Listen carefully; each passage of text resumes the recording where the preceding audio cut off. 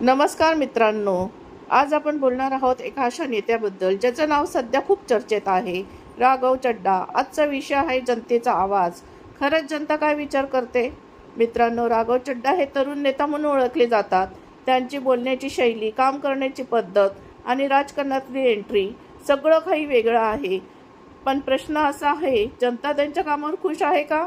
काही लोक म्हणतात, हो ते प्रामाणिक आहेत, शिक्षित आहेत आणि नवीन विचार घेऊन आलेत।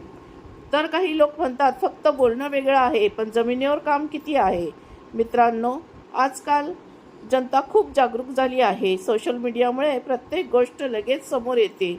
म्हणूनच नेत्यांनी फक्त वचन नाही तर काम दाखवणं गरजेचं आहे। मग तुमचा काय विचार आहे?